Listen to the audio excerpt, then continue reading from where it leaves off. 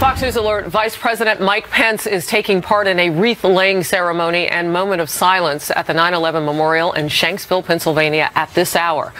That's the field where United Flight 93 crashed 16 years ago today, killing 33 passengers and 7 crew members. They're remembered as heroes who revolted against their hijackers before the plane went down. Now to the breaking news on Irma. It's a tropical storm now, and still dangerous and mean as ever. Irma is moving northwest, chewing up new parts of Florida with high winds and tons of water. Epic flooding is creating perilous conditions for rescuers trying to help anyone who stayed behind. And this number is huge. More than 60% of Florida, more than half the state is without electrical power. You're watching Outnumbered. I'm Harris Faulkner, here today, host of Kennedy on Fox Business. Kennedy. Also from FBN co-anchor of After the Bell, Melissa Francis is here. Fox and Friends Weekend co-host Abby Huntsman. Today's #OneLuckyGuy, Brian Kilmeade, co-host of Fox and Friends and host of the nationally syndicated Brian Kilmeade Show on Fox News Radio. He's extremely busy. He has stopped by to be with us and to be outnumbered. Yes, it's my privilege to be here. Are you kidding? Especially on a day like this. We got a lot happening right now in Jacksonville, Florida. I mean, This storm has moved northwest. We know, we've been covering it since it started rolling out on Saturday. One of my the affiliates on the radio station, one of the key ones, WOKV, is in Jacksonville, and we were joined by 2 reporters there, and they just said that they were unprepared for what's happening in downtown. They've never seen anything like it. Yeah, and just a short time ago, the city tweeted out, if you did stay behind and you are near downtown, get out now. Everybody else, shelter in place. We don't need anybody else in the way of this thing. We got to let it pass. And the water's coming in at high tide, which measures up to the worst case scenario. Right. I mean, there's a lot of places like Orlando. They got to feel good right now. They're checking out where the keys are. But in Jacksonville, they're really worried about downtown, and they're not really prepared to have the drainage. And I think when you see a lot of these shots, a lot of these people were prepared with their kayaks. Yeah. But they weren't prepared, doesn't seem to be, in Jacksonville. They didn't think it was going to get like that. Yeah. Well, no, it's really took a turn, and it changed this weekend. We've been covering it, and now we are at Fox News pulling our assets into place. And one of them is our reporter Peter Ducey, who is live in Jacksonville right now. Peter, tell us what's happening. Well, we can see. Wow. Harris, you can see that the water here in Jacksonville, 2 blocks away from the St. Johns River, is continuing to rise. There is actually a current here in the middle of this street, which is just in front of some restaurants and a legal office. There are basically white caps. If you look at the stop sign, just in the 15-20 minutes that we've been there, the parking meters next to the stop sign just continue to be further and further submerged. You can look, the waves really are lapping up here into this intersection. The businesses, it looks like somebody maybe wrapped up a post office box, but the business, which is for lease here, and some of these places down here, which look like restaurants we haven't been able to get down, have not been sandbagged. And so already, with the water still expected to rise maybe 4 or 6 more feet, by 2 o'clock this afternoon, there is what looks like the beginnings of some significant water damage. And again, down this street, another one, if you look all the way down, you can see some cars are flooded. And in the near ground, it looks like somebody's storm shutter has just been completely rendered inoperable because it's laying in the middle of a street where water is piling up. So there is still very strong wind here in Jacksonville. This is a part of Florida where authorities are warning anybody who is in their house and needs to be rescued to go ahead and put a white sheet on their door right now so that the authorities, as the water continues to rise and when it's safe for them to go out, know which houses they need to go to. But it's already an ugly situation. There's no way that a vehicle is going to get through here, and I'm not sure. We haven't seen anybody try down here. We did see somebody in a high water vehicle try to get through a little while ago, and they had a hard time. So the situation here in Jacksonville is not getting any better right now, and we will just be here ready to move back as the water rises, Harris. Wow. You know, Peter, as we look, we want to remind everybody that this is more than 400 miles from where Irma first came ashore in the Keys, where you are right now. That is so significant to talk about the size of the storm. I want to hand it off to Brian Kilmeade right now because I think you have a question. Yeah, for one thing, I can't help but notice, Peter, but it doesn't seem bad out. I mean, it seems like the sun is coming out. So this is all about the winds that are causing the turmoil? It's wind, and the tide, Brian, still isn't going to be high at its highest point until about 2 o'clock, so 2 hours from right now. But you're right, the rain here has stopped, and we actually drove across most of the entire panhandle for the last few hours to get here from Dothan, Alabama, and the rain was never horrible. To where the storm first hit the United States, and that's the Keys. Adam Housley in Key Largo. It looks better in terms of the weather, but that damage is punishing.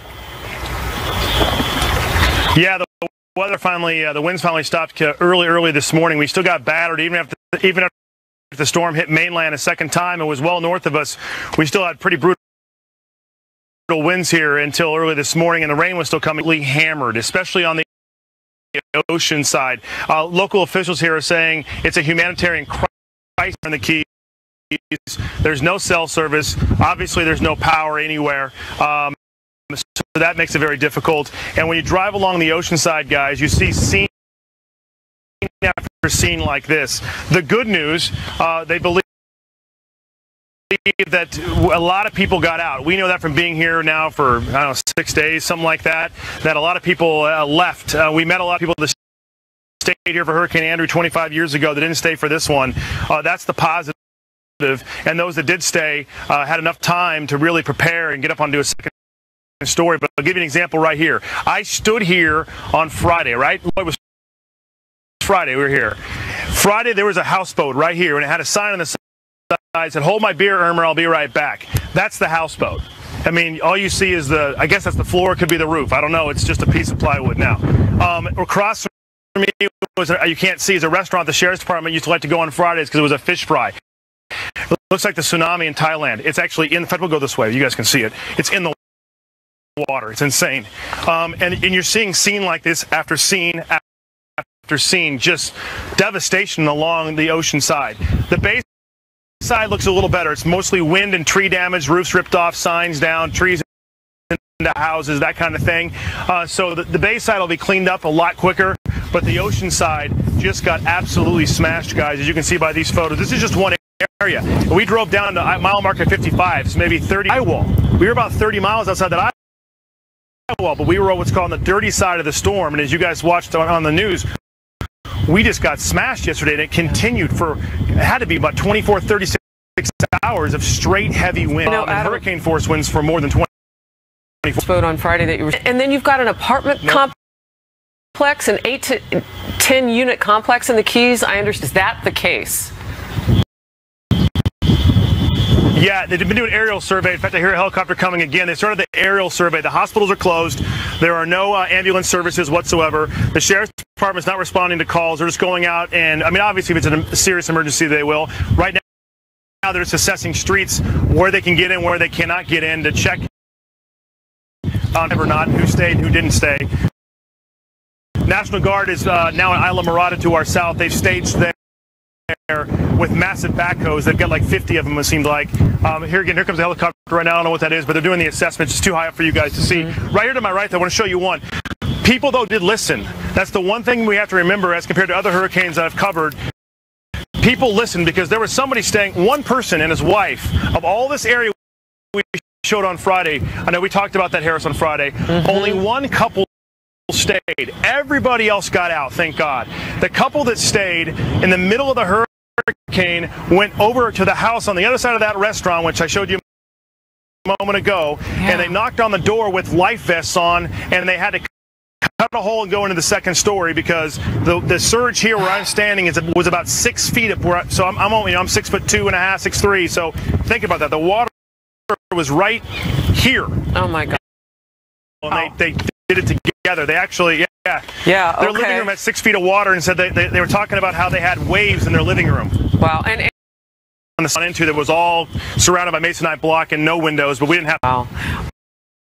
We have to go because you, my friend, are on battery power, and we have been warned that you have to regenerate whenever you can. So we're going to let you walk away in that heavy wind that we can still hear. No power for 52 hours. Wow. Yeah. And that's why they said to people, if you stay, you better be ready. It's a good thing that they were able to break in and cut a hole into their neighbor's house, those two people who decided to stay alive. Adam Housley, thank you very much. Okay, so now we have some fresh pictures. Remember, Peter Ducey was down in Jacksonville, Florida, where this beast is moving in right now and causing epic flooding. Look at that. Wow. This is like early Houston type footage now. This looks a little bit like Harvey for Jacksonville, and it's not high tide yet for another hour and 45 minutes. Boy, they are bracing for that. Tropical storm Irma is what she is right now, but she's still mean as ever. Headed inland, more than 400 miles, as I mentioned, from where she first hit the U.S. mainland, where Adam was down in the Keys, going northwest toward Georgia. That state is already feeling it. Atlanta, under its first ever tropical storm warning. I was born there. Never heard of that. Tens of thousands of people in the coastal and southern parts of the state are without utilities. Along with Georgia, Alabama, and South Carolina are at risk from storm surges. We've seen what this water can do. 40,000 people evacuating South Carolina's Barrier Islands as we speak. Let's go to Chief Meteorologist Rick Reichmuth. Rick? Harris, so the winds out of this storm are incredible. Naples, the highest measured at 142 miles an hour. Keep in mind, these are just where we have sensors to measure wind. And down on the Keys, where we've got these measurements in the 120, there are not a lot of spots to measure that wind. A lot of them were blown out as well. But these were what we actually recorded, or what was actually recorded. And Miami, way far away from the center of this, a 99-mile-an-hour wind. So obviously it went all the way up the Florida Peninsula. Now here it is across parts of Georgia, continuing to rotate. This yellow is incredibly heavy rain, and that is getting ready to rotate in towards the Atlanta. The southeast suburbs will feel it first. But that general flow continues to pull off towards from the east, and you can see the rainfall totals here now getting very extreme across parts of southeast Georgia. And we have more rain to go. We're going to see some areas another 3 to 5 inches of rain by the time this is done. A lot of places 3 to 5 inches of rain. And the problem is in addition to that rain, we have this onshore flow. So on the east side of Florida, not where the storm hit, and throughout Georgia and in towards South Carolina, the flow has been consistent, pulling all of the water onto land at the same time that it's raining, and that water that is kind of filling up in the streams and the creeks is trying to exit the shore. It can't, because this water is piling in, and that's causing incredible storm surge. Those pictures you're seeing in Jacksonville, coinciding when it does with high tide, it's going to be very dangerous. Go up towards Savannah. We're going to see measurements here that are higher than we saw yesterday in measurements here for water rise. Same up towards Charleston. Get ready for continued storm surge. This wind that's here is going to increase throughout the day today, so we expect to see the storm surge peak later on today. We'll probably go through a couple of high tide cycles, more rain falling, trying to drain out into the ocean, and it can't, because that ocean level is higher than the river that's trying to drain into it, and that's making all of the water rise, Harris. Whew. I mean, it is a story about water. Once again, Rick Reichmuth, we'll come back to you as the news warrants. Thank you very much. So we are beginning to get a glimpse now of all of the damage that Irma has done to Florida. Millions of people still not out of the woods, as we've been telling you now, as this thing bears down on Jacksonville. So the danger remains, including storm surges that Rick was just talking about at record levels in some parts of the state. We're live with the very latest all over Irma. Stay close.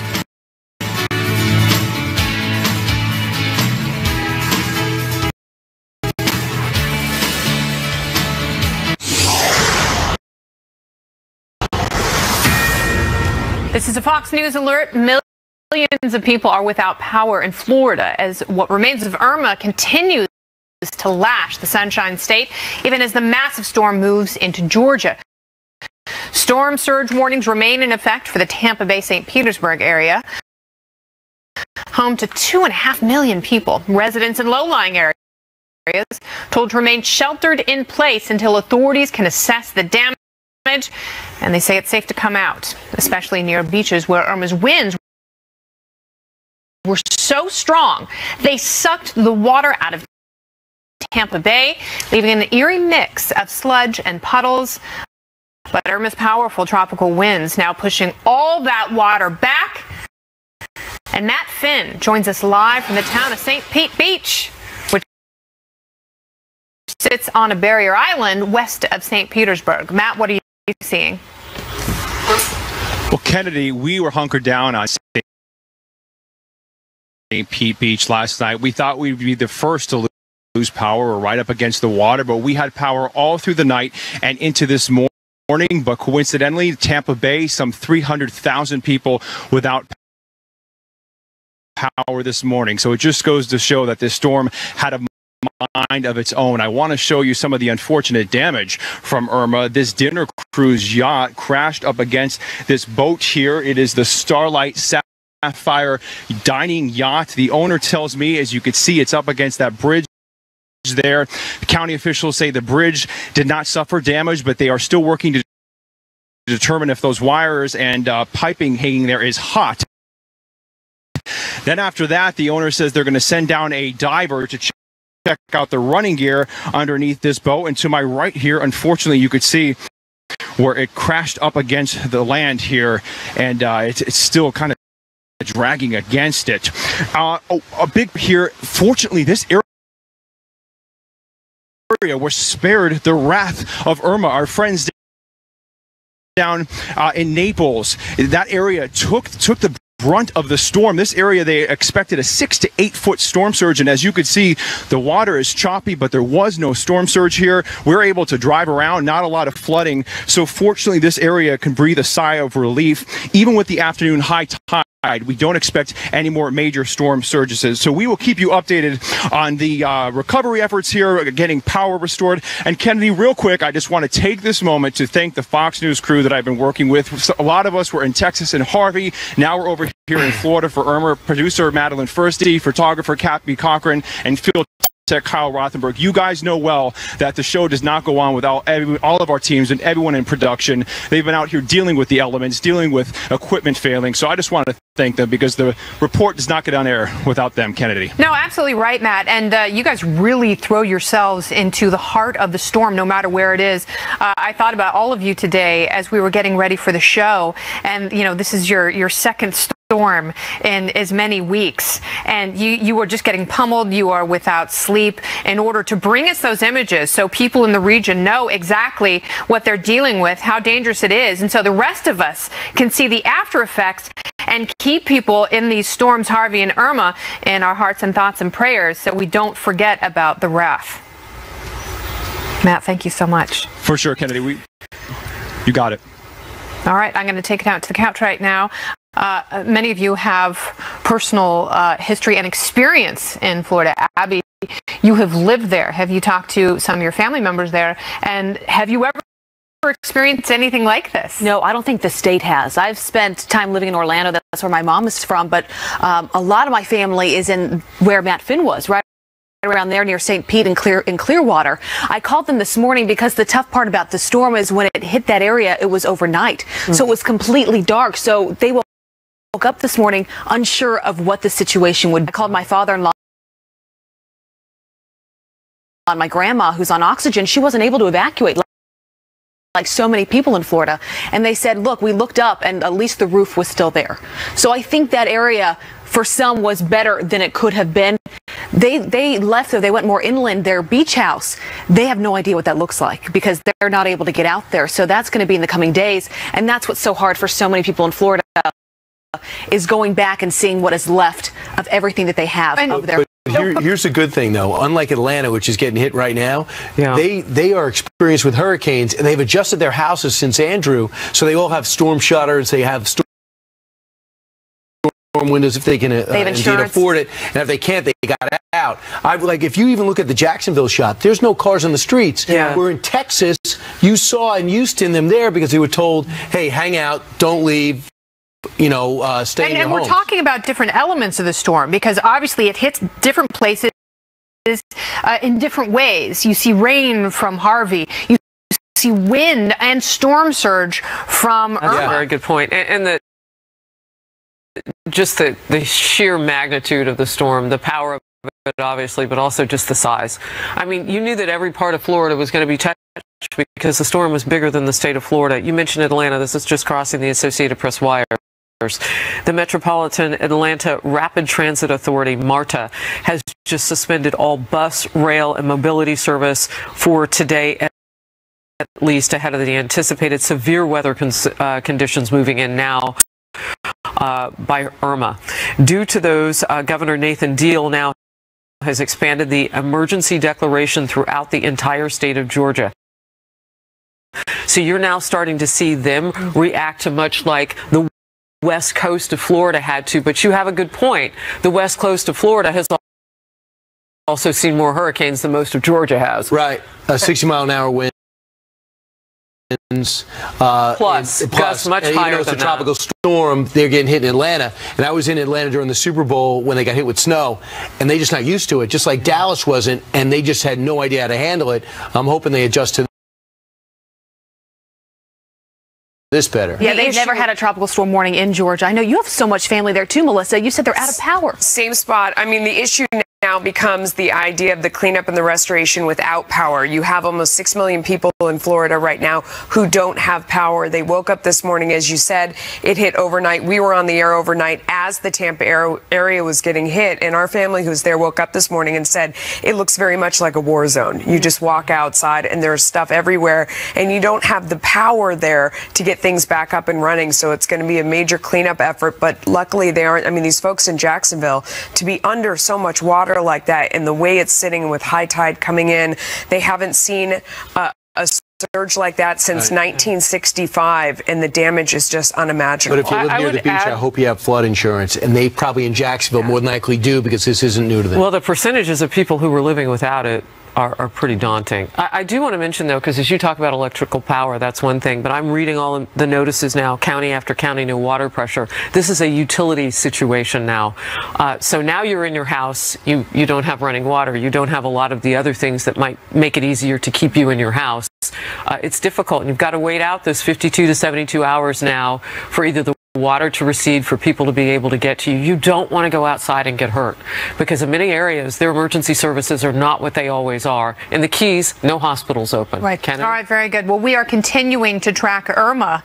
And next we're going to go to Orlando, home to a cluster of theme parks, including Disney World, as you know. The city saw wind gusts up to 100 miles an hour and torrential rain. And President Trump approving a disaster declaration for Florida, authorizing the use of federal funds to help in several counties there. He says he plans to go there very soon.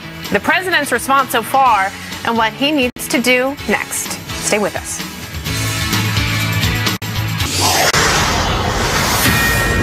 Boy, I tell you, as we inch toward the 2 p.m. Eastern hour, we are watching for that high tide in Jacksonville, and look at the winds whipping up that water with white caps. This is downtown Jacksonville. Boy, it looks like they superimposed some buildings behind the ocean.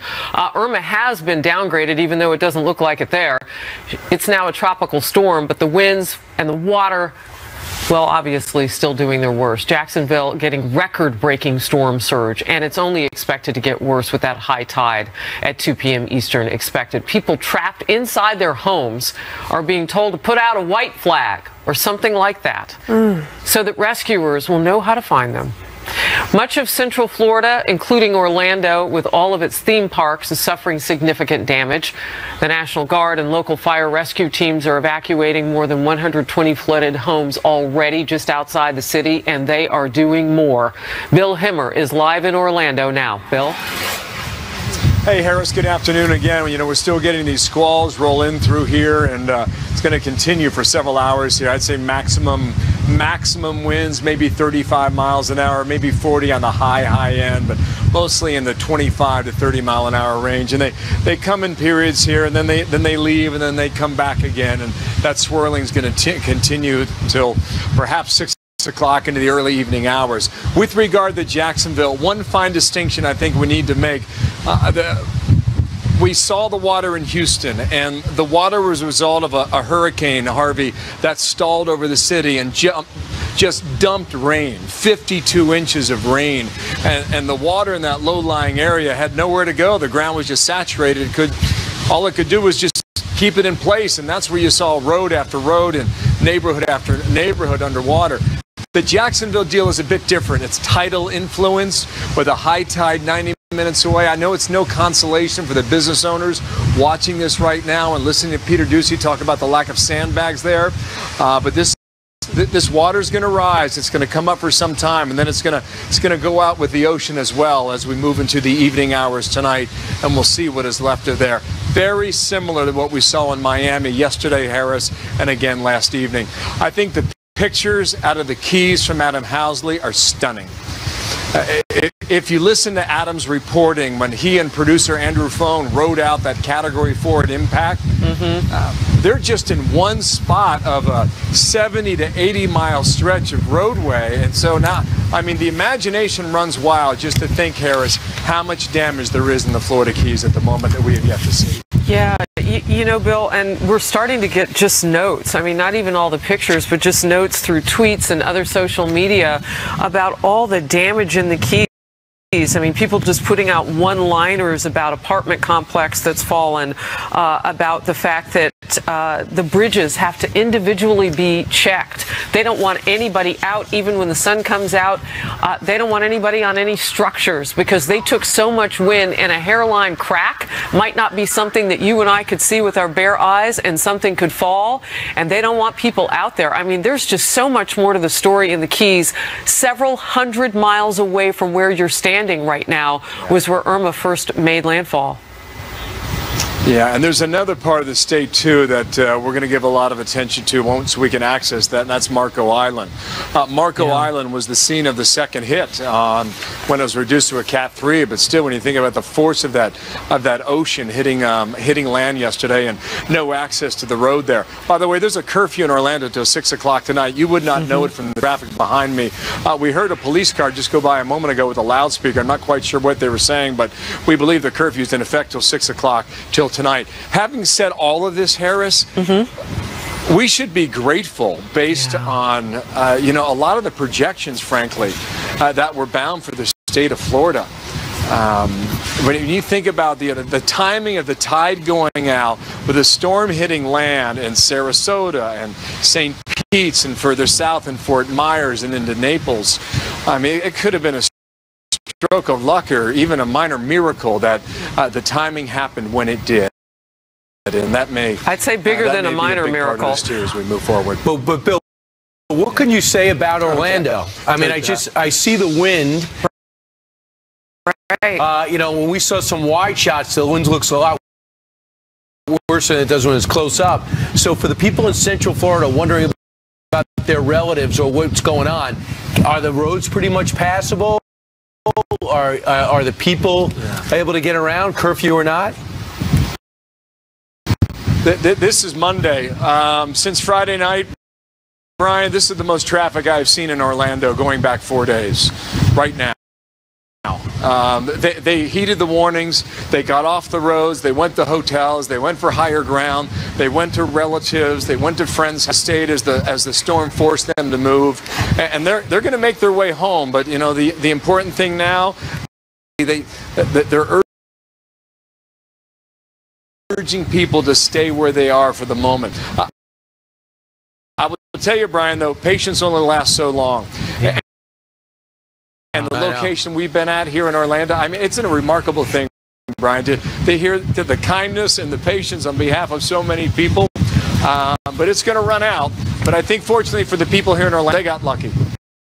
Behind you, and yours is the only live shot where we're seeing that. We're going through all the reporters. So it does seem like there are people moving around where you are. How long has that been going on? I'd say a couple hours. I mean, honestly, this is the first time. The first time we've seen it. I think what it does, it gives people a sense of confidence that the worst is over and they've gotten through this, at least here locally.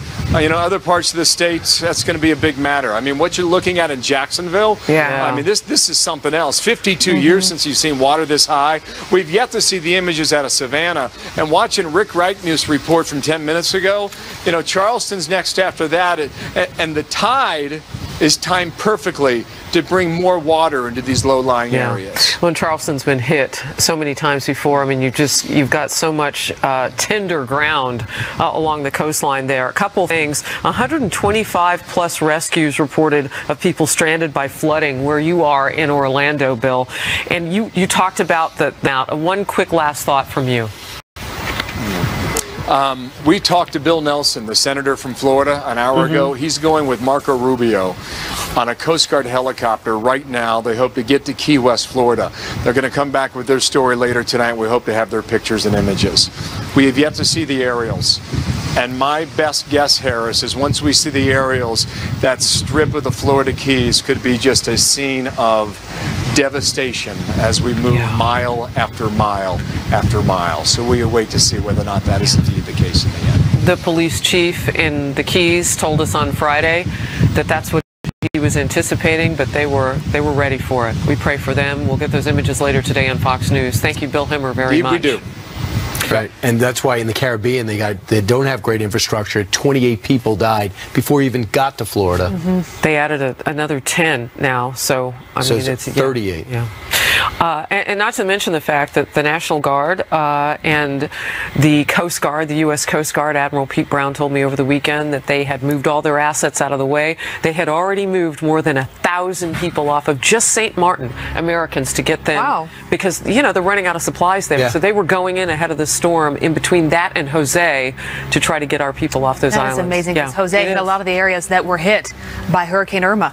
Just devastating. U.S. Coast Guard, say those words a few times with some gratitude today, because those people were working really hard this weekend. All right, we'll move on. Situation critical in one of Florida's most populous cities, Miami. This is historic. Floodwaters now are still rising. Dozens of rescues underway as authorities tell people to get to higher ground as the tide comes in. The latest straight ahead. Stay close.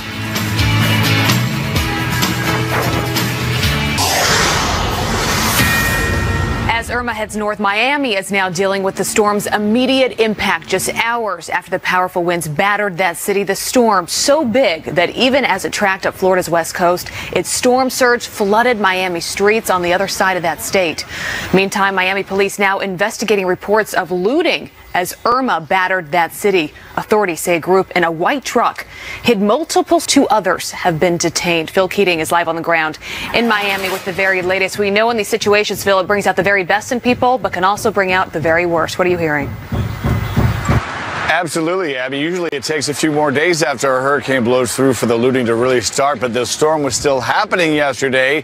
And there were at least 3 reports of looting, one up in Broward, 7 young men trying to steal a bunch of shoes from a new shoe store, and a report last night about a guy trying to steal some guns from a sporting store. This is busy Normandy Boulevard. It is very busy all the time. It's always traffic. This tells you today's not a normal day. Far from normal. Most people are basically. Plenty of neighborhoods still dealing with the effects of the 2 to 4 foot storm surge, which in most cases has receded, but by far not all. If you're elderly or disabled, well, as we found out today, first we're going to call our insurance companies for the 2 autos. I'm not sure if the cars will even start because their engines may be half underwater. And our flood insurance and homeowners insurance carriers. And so we'll notify all the insurance companies. That's our main chore today. Yeah, we hardly have battery on the phone. Now you are looking live at returning residents who have walked about a mile or 2 over the bridge, which connects the mainland. It connects North Bay Village before you get to the mainland with Miami Beach. These are people who evacuated. They left the car on the other side of the bridge, and now they're coming home where they can check out and see what the damage is. The reason they're walking and the reason there's a roadblock on the bridge is because nobody is allowed to enter Miami Beach, the city of, now until tomorrow morning. It is closed off to anybody getting in. They want to make sure they get there, make sure that all the trees are not blocking roadways anymore, make sure all the fuel and gasoline spills and oil hazards are cleaned up. Also make sure there's no power lines blocking the road, as has been the case many, many times. Speaking of power, still a major issue. It's always a top priority right after a hurricane. About 1.5 million households and businesses in Broward and Miami-Dade County currently without power. So you take 2 people living in each place, that's, 3 million people in South Florida still without power. But Florida Power and Light has 7,000 people, and they are working fast. We've seen it ourselves this morning. They go in, they take care of what they do, get the power restored. The road was blocked because the couch now. We're talking about, the emotions of this and what people go home to, but also the power, right? I mean, Harris, you were just telling us the commercial break. It's now reported that 65% of the state of Florida now without power. 6.5 million people, and it's not just the electrical power, as Melissa and I were talking about. It's the life inside your house. Without cranes are assembled in place. They're carried up to the top of a building and then they're assembled up there. It is very hard. It is very expensive to move them out of the way. Of course, you can't balance that against the loss. I had the mayor tell me that on the phone Saturday night. And then they were forced to evacuate. All right, well, this is clearly not over yet. Georgia now, after devastating the state of Florida, why the threat is still far. People across the state, 65% of the state of Florida now without electrical power. Georgia bracing for more impact. Jonathan Seri is in southern Georgia. Jonathan? Hi, Harris. Right now we're experiencing some heavy rains. There's a bit of a lull in the wind, but occasionally we get some gusts. Nothing approaching hurricane or even tropical storm force, but enough to down some of the tall pine trees here that's causing some power. Downtown Tifton, Georgia. You can see the storefronts are all dark. Power's been knocked out to this part of Tifton. This morning we woke up to no power in our hotel, went out at 5 a.m., but then came back a few hours later, so it's very spotty. But this storm is affecting the entire state. Governor Nathan Deal declaring a state of emergency in all 159 Georgia counties. On the coast, the issue is storm surge. They had to temporarily close down the Highway 80 causeway linking Tybee Island with the mainland. And then in Atlanta, they're worried about downed trees from the heavy winds and also crosswinds in the airport. In fact, Atlanta-based Delta Airlines canceling approximately 900 flights today, and MARTA, the Rapid Transit Authority in the Atlanta area, canceling all bus and rail service today. So this state is taking Irma very seriously, Harris. Absolutely, and just north of you, of course, they're getting ready for tornado warnings as this thing moves in. Stay safe, Jonathan. Thank you. We'll be right back. Will do. Stay with us.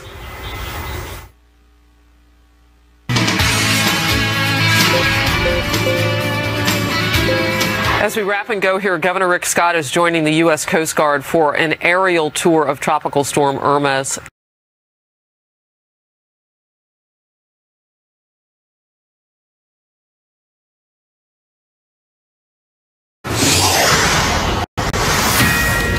Fox News Alert, Vice President Mike Pence is taking part in a wreath-laying ceremony and moment of silence at the 9/11 Memorial in Shanksville, Pennsylvania at this hour.